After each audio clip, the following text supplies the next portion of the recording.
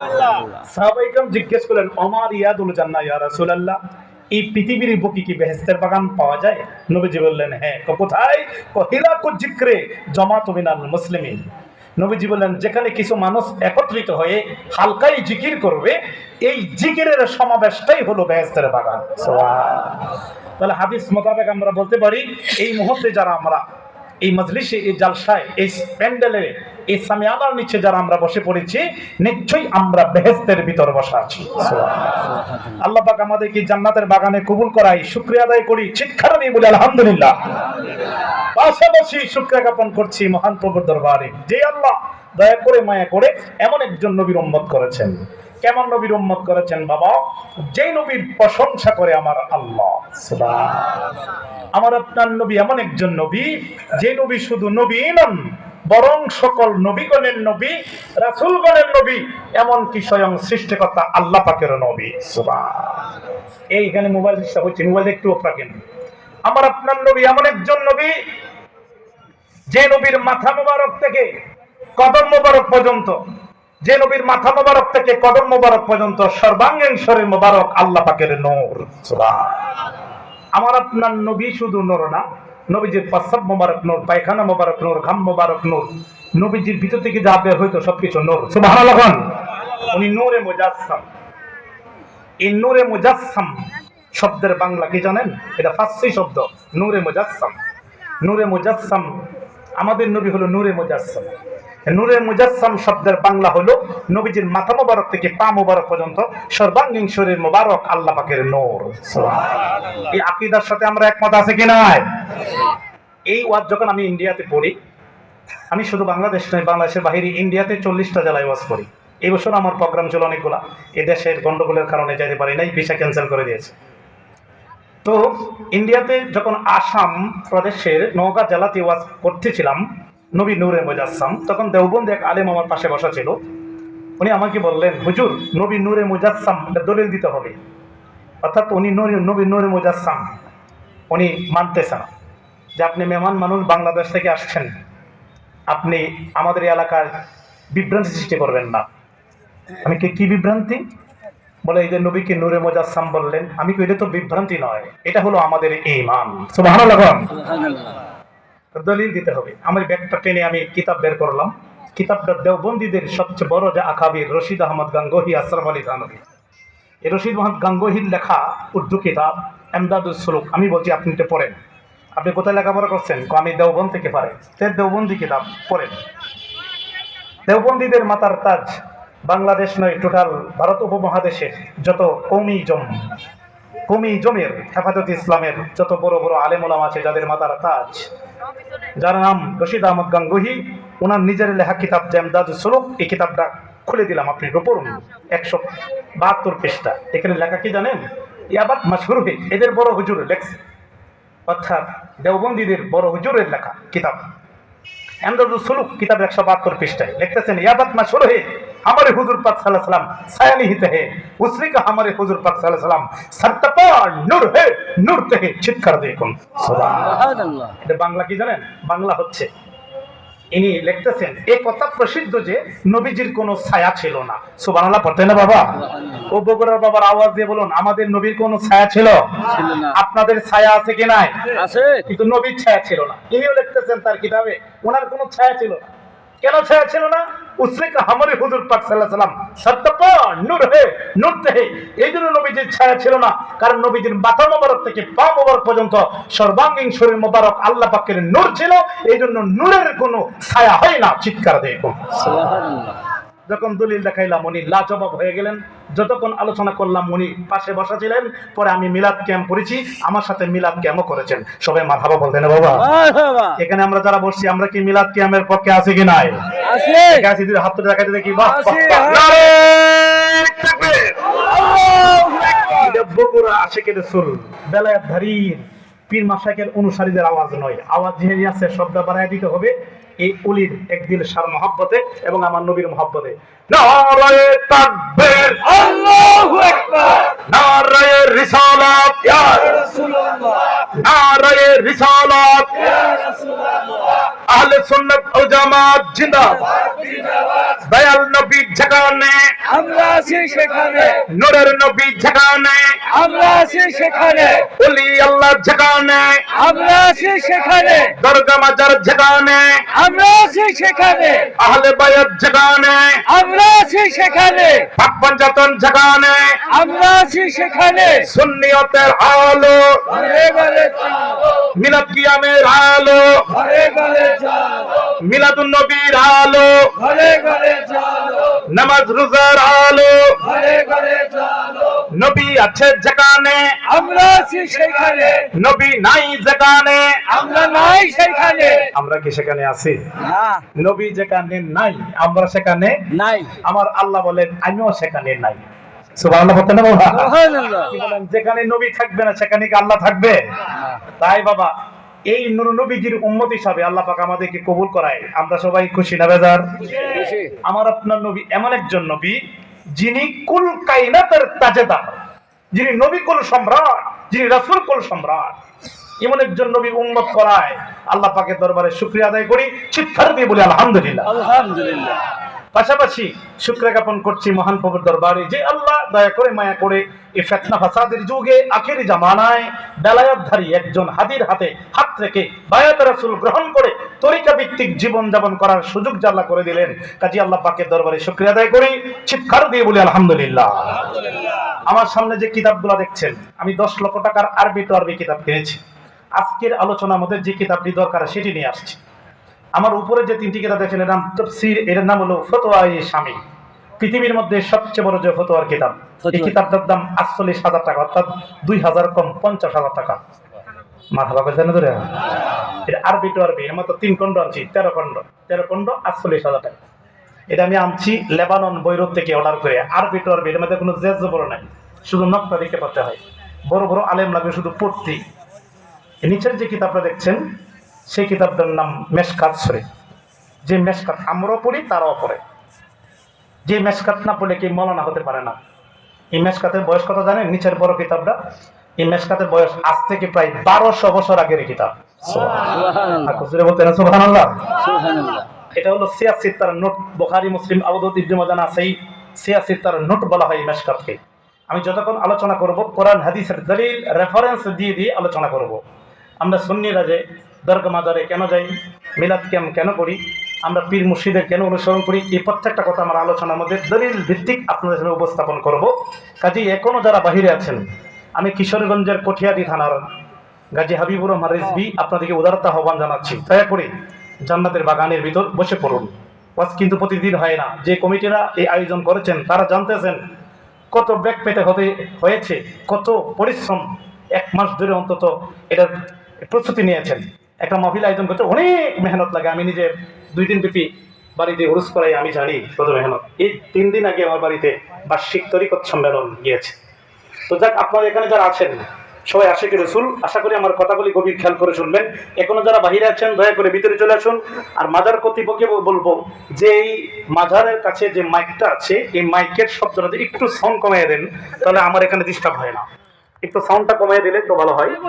যেখানে এখানে অনেক লোক নিয়ন্ত্রণ করতেছে, এখানে একটা মাইকের দরকার, তবে মাইকটা একটু ছোট করে সাউন্ড দিলে আমাদের এখানে ডিস্টার্ব হয় না। এখানে অনেক মানুষ ও বক্সের না, আচ্ছা দেখ ওইখানে এই যে মাঝারের কাছে যে মাইকটা, এটা ডিস্টার্ব হচ্ছে, একটু সাউন্ড কমায় রাখলে আমাদের আলোচনা সুন্দর হয়। আচ্ছা বলেন, আল্লাহর ওলির দরবারে আসতে পেরে সবাই আমরা খুশি না বেজার? আমরা কি নবীজির পাশাপাশি ওলি আল্লাহগণের পক্ষে আছে কি নাই? এটা হলো বেলায়েতের যুগ। আল বেলায়েতু জিল্লুন নবুয়াত, বেলায়েত হলো নবুয়াতের ছায়া। যারা বেলায়েত মানে না তাদের নবুয়াত মানা হয় না। সুবহানাল্লাহ বলতেন না বাবা? সুবহানাল্লাহ। আমি আলোচনা যতক্ষণ করব কোরআন হাদিসের দলিল রেফারেন্স দিয়ে দিয়ে আলোচনা করব। আমার কথাগুলি গভীর খেয়াল করে শুনবেন। আপনারা ইন্টারনেট ইউটিউবে আমাকে দেখেছেন, আমার হাজার হাজার ওয়াজ ইন্টারনেটে রয়েছে। আমার 3টা ইউটিউব চ্যানেল আছে, একটা হলো তরিকত টিভি, একটা হলো তরিকার পথে, আর একটা হলো সুন্নি প্রচার। 3টি ইউটিউব চ্যানেল আছে। 3টি ইউটিউব চ্যানেল আপনারা অনেকে আমাকে দেখেছেন, আজকে বাস্তবে দেখছেন। তো আপনারা আমার কথাগুলি গভীর খেয়াল করে শুনবেন, আর মাঝে মধ্যে আমাকে একটু উচ্চ আওয়াজ দিয়ে সহযোগিতা করবেন। উপস্থিত জনতা, প্রথমে আমি জানতে চাইবো আমার ভাষা বুঝতে কি আপনাদের অসুবিধা হচ্ছে? আমার ভাষা কি সবাই বুঝেন? তাহলে একটু উচ্চ আওয়াজ দিয়ে আমাকে সহযোগিতা করবেন।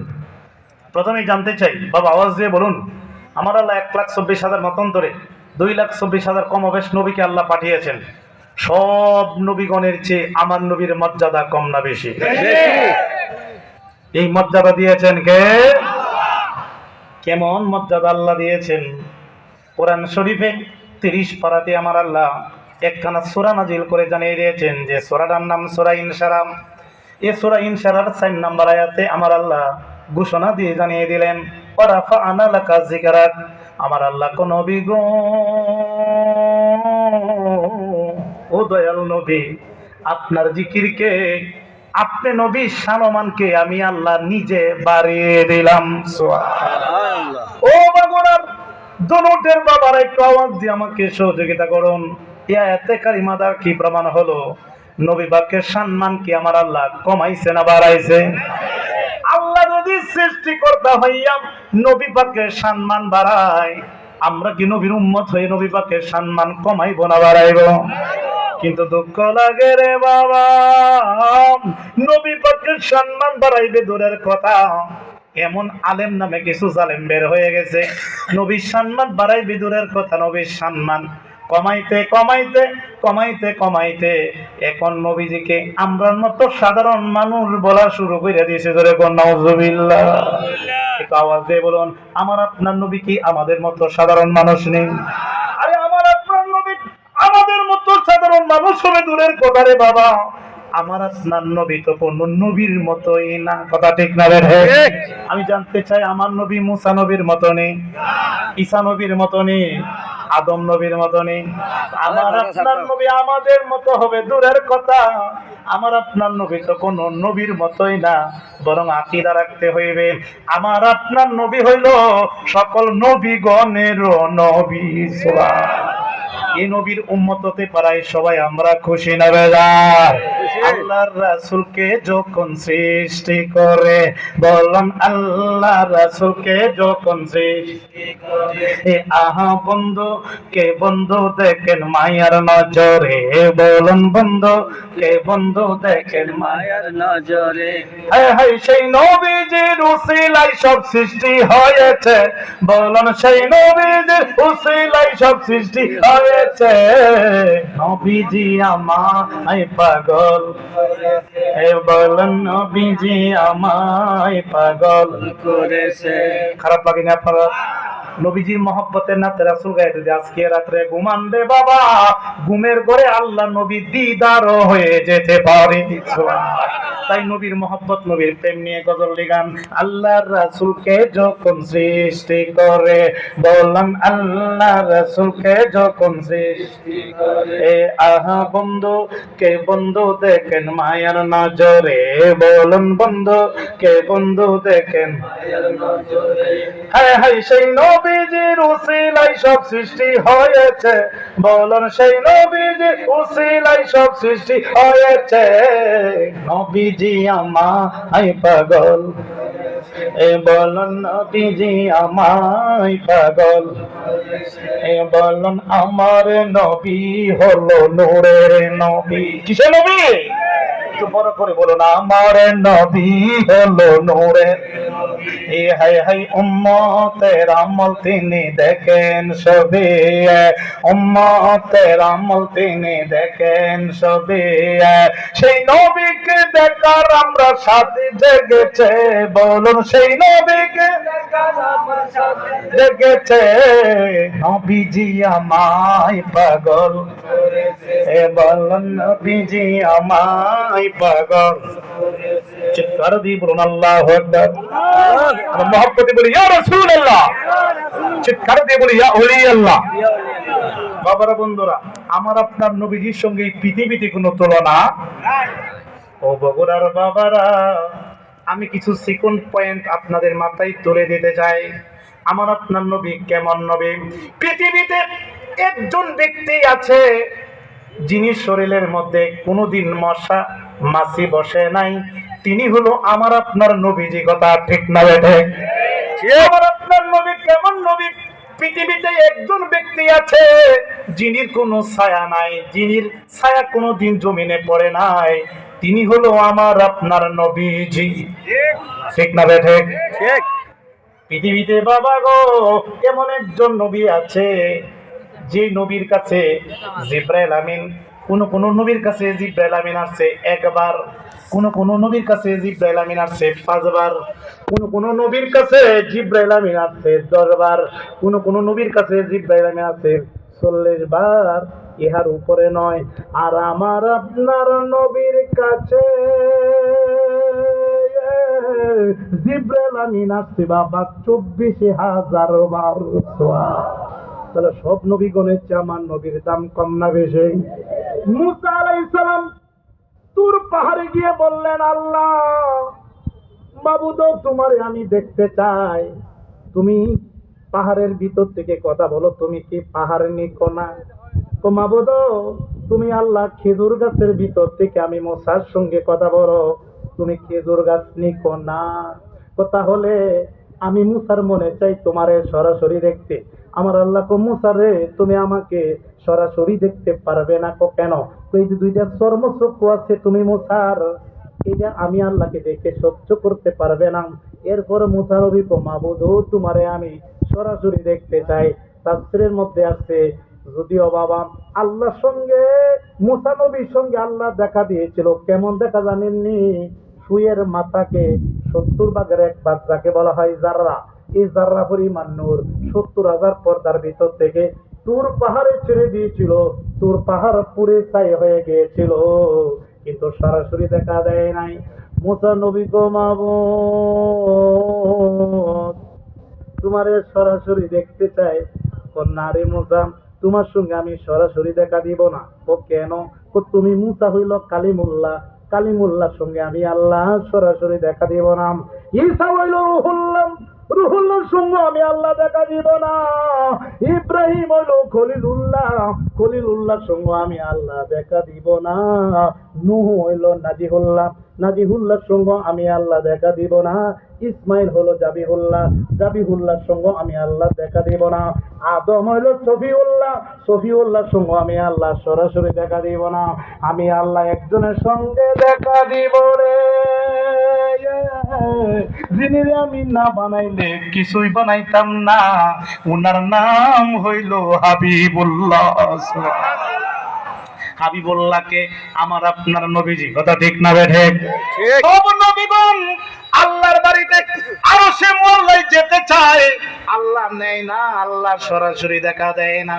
আর আমার আপনার নবী আরশে মোল্লায় যেতে চায় না। এরপর আমার আল্লাহ জিব্রাইলের মাধ্যমে উম্মে হানির ঘর থেকে আমার আপনার নবীজিরে দাওয়াত দিয়ে নিয়া আল্লাহর বাড়িতে আরশে মোল্লায় নিয়া আমার আপনার নবীজির সঙ্গে আল্লাহ নিজে 27 বছর দেখা দিয়েছে।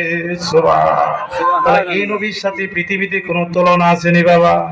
তাহলে এই নবীরে বলে নবী নাকি আমরার মতন সাধারণ মানুষ? জোরে কোন নাউজুবিল্লাহ। যে নবীর দুরূদ শরীফ পড়লে, যে নবীর দুরূদ শরীফ পড়লে নেক হয় এবং উম্মতের গুনাহ কাটিয়ে দেওয়া হয়। সুবহানাল্লাহ। এই নবী কি আমরার মতো মানুষ হতে পারেনি বাবা? দুরূদ পড়ো, দুরূদ পড়ো রে, সালাম জানাও সোনার মদিনা। দুরূদ পড়ো, দুরূদ পড়ো রে, সালাম জানাও সোনার মদিনা। নিজে কুদাম আশিক হইয়া ফেরেশতাগণকে সাথে নিয়া দুরূদ পড়েন সোনার মদিনা। দুরূদ পড়ো, দুরূদ পড়ো রে, সালাম জানাও সোনার মদিনা। দুরূদ পড়ো, দুরূদ পড়ো রে, সালাম জানাও সোনার মদিনা। একটু আগায় আগায় বসেন বাবা। দুরূদ পড়ো, সালাম জানা। আল্লাহ যখন একা ছিল, কোনো কিছু নাহি ছিল, তখন আল্লাহ নবীকে বানাই। ঠিক না বেঠে? আল্লাহ যখন একা ছিল, কোনো কিছু নাহি ছিল, তখন আল্লাহ নবীকে বানাইলো। আল্লাহ পাকের নূর দিয়া নবীজিকে বানাইয়া, আল্লাহ পাকের নবীজিকে বানাইয়া নবীর প্রেমে হইলেন দিওয়ানা।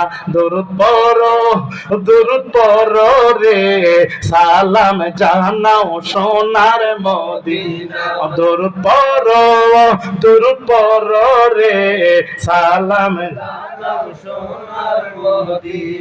নবীর দুরুদ সালাম জানাতে বলছেন আল্লাহ কোরআনেতে।